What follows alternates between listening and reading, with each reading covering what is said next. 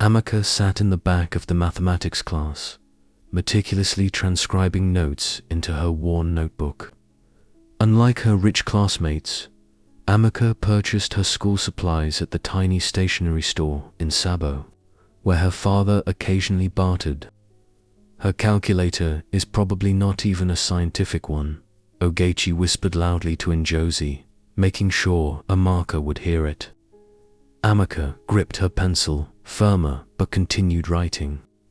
She had earned her place here, and her entrance test results were the best in Royal Crest Academy's history, which seemed to annoy her rich classmates even more than her second-hand uniform. Her parents were overjoyed that she received the scholarship, even if it meant that her father had to put off fixing up his market business for months in order to pay for the necessary school uniforms. Her mother had shed tears of happiness, claiming that this education would unlock doors that were previously closed to them. "Amaka, you will go far," she said. While the other kids preferred the cafeteria with its pricey international menu, Amaka would eat the jollof rice and plantains her mother had packed for her in the library during lunch breaks, because it reminded her of home, the small but cozy one-room space where her family lived. Mrs. Udoka, the librarian, once said to her, "You shouldn't be hiding in here. You should be able to enjoy the cafeteria just like everyone else." Amaka just smiled. "I like it here, Ma. Besides, I need to maintain my scholarship. I can't let my parents down." In class, Amaka excelled. Her hand would shoot up first whenever teachers asked questions. Her assignments were always perfect, and her test scores never dropped below 95%. But her academic success only seemed to fuel the hatred from Ogechi's group. Yuju had attempted to trip her on the stairs. They would still dump water over her books, hide her lunchbox, and make snide remarks about her chipped shoes. Amaka, however, ignored everything, concentrating on her studies and her ambition of becoming a doctor. Alama was the only one who showed her any compassion, the chaplain's daughter, who occasionally spent her lunch break in the library with her. The little connection vanished after Ogechi's group cornered Olama and threatened to make her life miserable if she persisted in speaking to the charity case. Amaka learned the day before everything changed that she had been chosen to represent Royal Crest Academy at the National Science Competition. The announcement was made during morning assembly, and as she approached to accept the nomination letter, she could sense Ogechi's group glaring at her. The principal had proudly stated that the Royal Crest Academy stands for excellence, irrespective of background.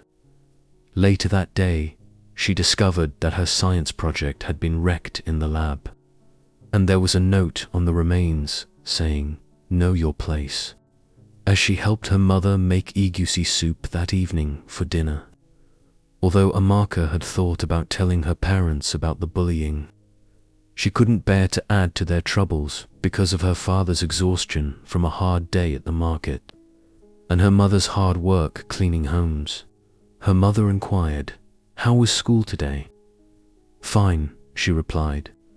The following day, everything was all right. Ogechi and her group invited Amaka to study with them after school, which was the first time they had ever been kind to her. She was still wary, but also optimistic that maybe the science competition had finally changed their perception of her. As they shoved her into the shallow grave they had dug behind the school, they laughed as they covered her screaming mouth with dirt. As her lungs bored for air, Amaka clawed at the ground with all her might, pushing, but the weight was overwhelming, which suffocated her as she yelled, and that hope vanished. In the forest, she could hear their laughter disappearing above ground. The Royal Crest Academy's cruel stare had truly buried her alive in order to teach the common street rat to know her place, which was the last thing Amaka heard before everything went dark. That evening, Amaka didn't come home, and her mother, Mrs. Johnson, kept pacing around their little space, saying, "Something is wrong. Amaka always calls if she's going to be late. Mr. Johnson had already walked to the school twice, but he only found locked gates and a sleeping security guard. "Let's call the police," Mrs. Johnson said, her hands trembling as she called the police officer, who responded in a nonchalant manner. "Madam, stay cool. These wealthy school youngsters occasionally visit their friends' homes without informing their parents. If she hasn't come back by tomorrow, give us a call." The following morning, however, Amaka's parents knew better since their daughter never went anywhere without their permission. "We haven't seen Amaka since yesterday afternoon," the principal stated, looking uneasy. According to her classmate, she left after classes ended. Mr. Johnson asked which classmates saw her last. Ogechi and her group were summoned to the office, where they were seated in their neat uniforms, appearing worried. We asked her to join us in studying, but she replied that she needed to return home. Mrs. Johnson scrutinized the girls, and something about their flawless demeanor and rehearsed responses didn't sit well with her. Days turned into weeks as Mr. Johnson neglected his market business in order to look for his daughter. He visited every police station, posted flyers all over the town, and pleaded with television stations to run Amaka's tale. Mrs. Johnson quit cleaning the homes and spent her days praying and crying instead. Her neighbors formed search groups, but they came up empty. "These affluent folks' school," their neighbor Mama Rita said. "Why did you send her there? They don't like poor people's children." Following the local media coverage of the story, Detective Paul was given the case. He sat in the Johnsons' room, taking notes. "Your daughter, did she have any enemies at school?" Paul asked. Mrs. Johnson dried her tears and responded that her daughter had never complained, but that she had occasionally seen water stains on her books. "She would return home with bruises all over her body," Mr. Johnson said, adding that she fell while playing. However, the detective questioned students at Royal Crest Academy. Most of them avoided eye contact and gave vague responses, but Alama, the chaplain's daughter, eventually broke down. Ogechi and her group, they were horrible to her, calling her a bush girl and destroying her belongings. "Please don't inform them that I told you. My father requires this work," she said. Detective Paul tried to interrogate Ogechi and her group again, but her parents responded by sending costly attorneys instead. One attorney representing them stated that they had no knowledge of the missing student and that we would be grateful if you would put an end to this harassment. 3 weeks after Amaka's disappearance, strange things started at Royal Crest Academy. The first of these occurrences was Ogechi's encounter in the restroom. Ogechi stared at her reflection in the bathroom mirror of the east wing of Royal Crest Academy. The dark circles under her eyes, which were evidence of her sleepless nights since then, could not be concealed by her beautifully arranged braids or immaculate attire. She reminded herself, "Get it together. She's no one but a street girl who doesn't belong here." Despite the warm September morning, the bathroom lights flashed on, causing Ogechi to freeze as a chilly breeze brushed her neck. She saw a shadowy person standing behind her in the mirror. She turned, but the room was empty. Her voice echoed off the tile walls. When she turned back to the mirror, she saw 2 words written across the glass in what appeared to be red nail polish. "I'm back, Ogechi." Her scream reverberated through the whole of Royal Crest Academy. "Did you see Ogechi at lunch?" As they made their way to chemistry class, Amanda whispered to Ngozi, "She looks terrible." Ngozi shifted the weight of her school bag on her shoulder and said, "She's been dramatic." We all agreed never to discuss what happened to that scholarship student, and the police deemed it a runaway case. But what if? Don't cut her off abruptly. And everyone believed that she fled from the pressure of not belonging. The chemistry lesson started, and they sat in their usual seats in the back of the classroom. On their bench, written in red nail polish, were the words, "You buried me, but the truth won't stay buried."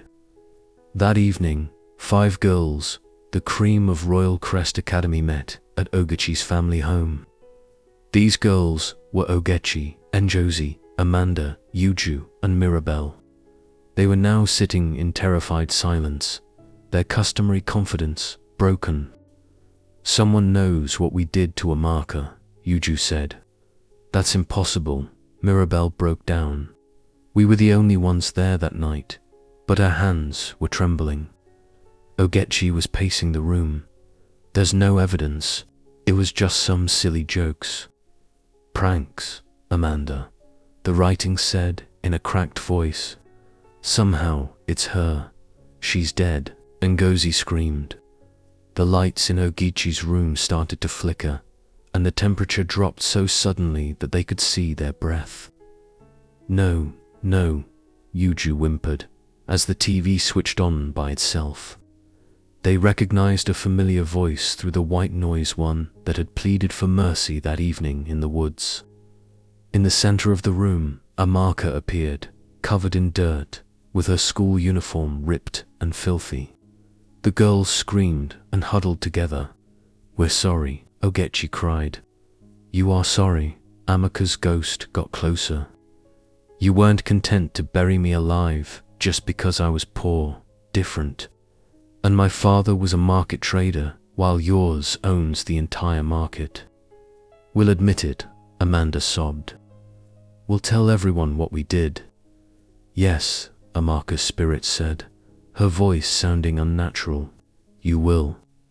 The morning after, Royal Crest Academy was overrun with police vehicles and news enthusiasts.